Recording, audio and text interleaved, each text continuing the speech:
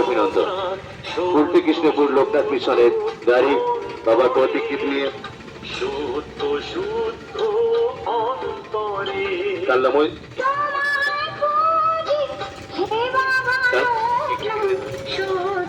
কান্লা মহিষমর্দানী ঘাট থেকে বাবা বুদ্ধ স্থান করে আস্তে আস্তে এগিয়ে চলেছে আমাদের মিশনের উদ্দেশ্যে।